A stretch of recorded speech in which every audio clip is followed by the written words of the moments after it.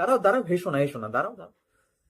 আমি একটা নতুন সিরিজ শুরু করতে চলেছি, যার নাম আমি এখনো ঠিক করিনি, কিন্তু সিরিজটাতে কি কি হবে সেটা ঠিক করেছি। কেমন বোকার মতো কথা বলছে দেখো। আনন্দবাজার পত্রিকাতে প্রতি রবিবার করে যে রবিবাসরীয় নামক পেপারটাতে যে কিছু কিছু গল্প দেয় না, তো তার মধ্যে থেকে কিছু ভালো গল্প আমি তোমাদেরকে বলবো। অ্যাকচুয়াল হয়েছে কি, প্রতি রবিবার করেই আমি এই গল্পগুলো পড়ি।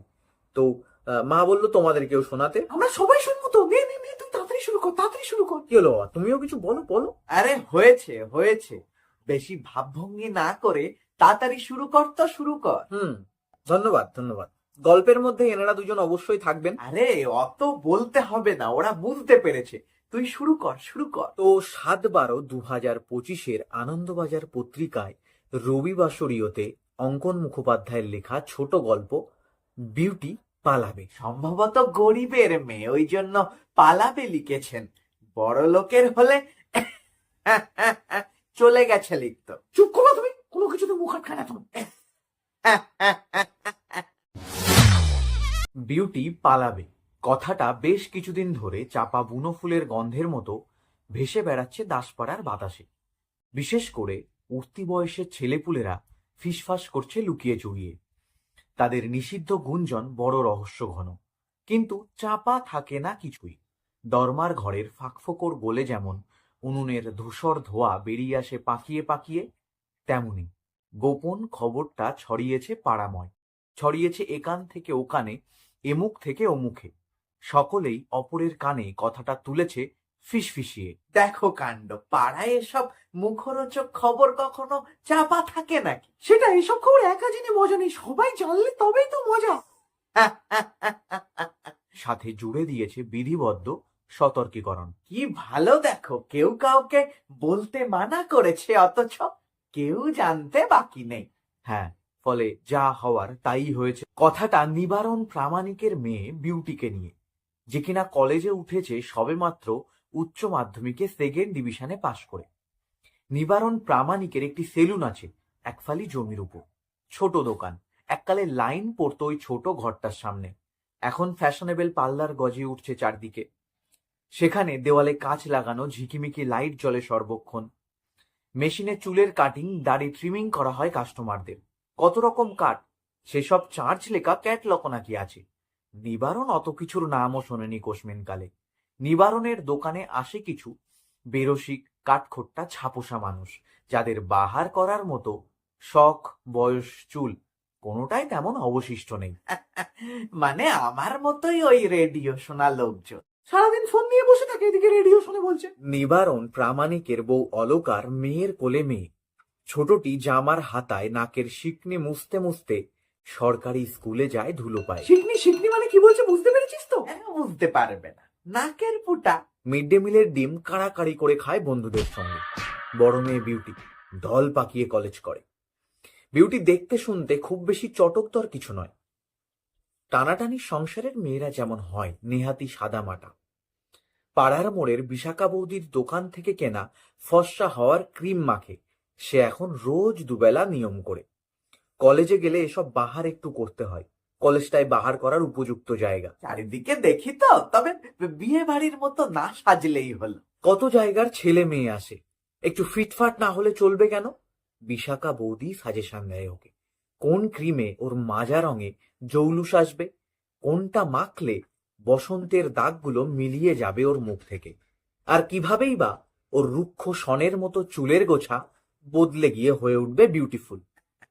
বিশাখা বৌদি আবার বিউটিকে বিউটিফুল বানাতে গিয়ে এপ্রিল ফুল না বানিয়ে দেয়। এলাকায় বিশাখা বৌদির নানা বদনাম আছে। উঠতি ছেলে মেয়েদের বেপথে চালনা করতে নাকি সে ওস্তাদ। তবে এমন বিশাখা বিউটি প্রত্যেক পাড়ায় একটা দুটো করে পাওয়া যায়। সবাই বলে ও মেয়ে ছেলেটা নিজে যেমন তেমনি কচি কচি মেয়েদেরও মুখে রং মাখতে শেখাচ্ছে। ছি ছি ছি, ও কেমন কথা! অবশ্য বিশাখা বৌদির কিছু যায় আসে না লোকের কথায়। স্বামী হঠাৎ মারা যাওয়ায় বিশাখা বৌদি দোকানটা দিতে বাধ্য হয় গত বছর। ইস, আহারে, আর তোমার মুখে কিচ্ছু আটকায় না, দেখো তো। অনেক কষ্ট করে পেট চালাতে হয় তাকে। ঘরে বিদ্যা শাশুড়ি আর 9 বছরের ছেলে।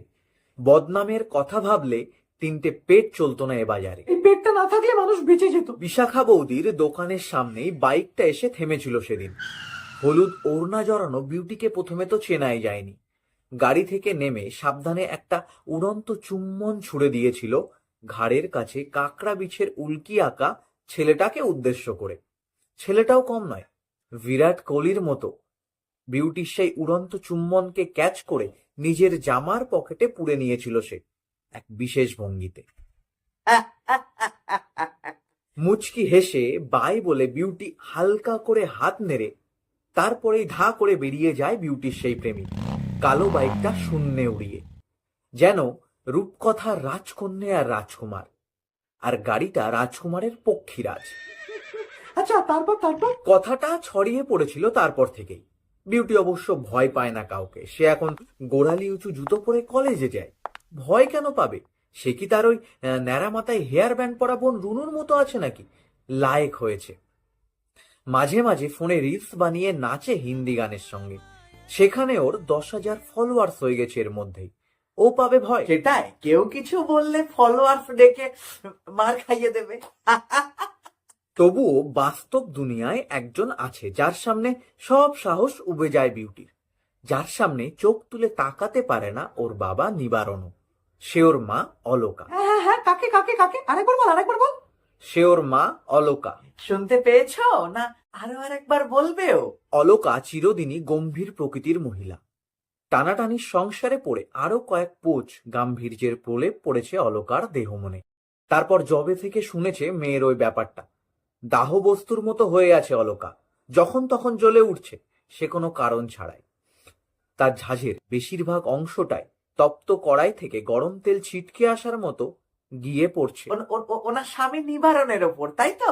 হ্যাঁ হ্যাঁ, এ তো জানা কথা, বাড়ির সবচেয়ে দোষী মানুষ তো। চুপ করবা তুমি, শুনতে দাও। নিবারণ প্রামাণিক নিরীহ মানুষ। সে আর কি করে, শুধু শোনে আর তাকিয়ে থাকে পিটপিট করে। ওর কাঁচিহীন ডানাতের আঙুলগুলো থেকে থেকে নড়ে ওঠে অভ্যাসবশত, যেন শূন্যে চুল কাটছে কারো। ওদিক থেকে ভাতের ফ্যান ঝাড়তে ঝাড়তে অলকা বলে ওঠে, ও মেয়ে তাড়াতাড়ি ব্যবস্থা করে বলে দিচ্ছি, ওর কিন্তু মরণ পাকনা গজিয়েছে। এ কথা শুনে নিবারণ আমতা আমতা করে বলে ওঠে, এই হলো সমস্যা। আমতা আমতা করে কি বলছে? বাঘের মতো তো। হ্যাঁ, বাঘের মতো না বলে। ছেলেটা কিন্তু মন্দ নয় শুনেছি। ওর বাপের ধান চালের ব্যবসা রয়েছে, হালে হালে একটা তেল কলক। এ কথা শোনার সাথে সাথে ফের ফুলকি ছোটে। এই তুমি ও সর্বনাশটা ডেকে বলে ঝাঁকুনি দিয়ে উঠতে যাচ্ছিল অলকা। তখনই দরজার পাশে বিষণ্ণ একটা ছায়া এসে দাঁড়ালো। নিবারণ প্রামাণিক আর অলকার দৃষ্টি গিয়ে পড়ল সেই ছায়ার অধিকারিণীর উপর। মানে মেয়েটা বাড়ি এসেছে। পরেক্ষণেই আবার ছায়াটা একটা দীর্ঘশ্বাস ফেলে মিলিয়ে গেল ঘরের ভেতর। গত 1 মাস ধরে বিউটির কলেজ যাওয়া বন্ধ। ঘটনাটা জানাজানি হওয়ার পর অলকা মেয়েকে একরকম ঘরে বন্দি করে রেখেছেই বলা যায়। শুধু কি বন্দি করে রাখা, শারীরিক প্রহার পর্যন্ত চালিয়েছে অলকা মেয়ের ওপর। এই তো, তুই দাঁড়া দাঁড়া দাঁড়া। আচ্ছা, তুমি হলে এখানে কিভাবে শাসন করতে মেয়েকে? সাজগোজ নিয়েই বলতাম। বলো, সেটাই বলো। বলতাম, এই জন্য তো সাজের এত ঘটা। হ্যাঁ, সারাদিন বা আয়নার সামনে বসে বসে মুখ খসাখসি শুধু, হারামজাদি শয়তানি মেয়ে। তারপর তারপর আর কি? তারপর দুগালে দুটো চড় মেরে গাল লাল করে দিতাম। কি হলো হঠাৎ এত ঠান্ডা হয়ে গেলে তুমি? রেগে, মানে রেগে বলো। হ্যাঁ হ্যাঁ, ঠিক এমনটাই হয়েছে। আর তার সাথে সাথে বিউটির সাজের সমস্ত প্রসাধনী টান মেরে তুলে নিয়ে ছুঁড়ে ফেলে দিয়েছে আস্তাকুড়ের মধ্যে।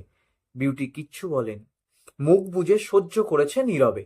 শুধু প্ল্যান কষেছে বালিশ বুকে আঁকড়ে ধরে। সেদিনই ঠিক করে ফেলেছে পালাবে। এ বাড়ি ছেড়ে বিউটি পালাবে ওর ভালোবাসার মানুষের সঙ্গে। এ বাড়ির লোকজন এখন তার শত্রু।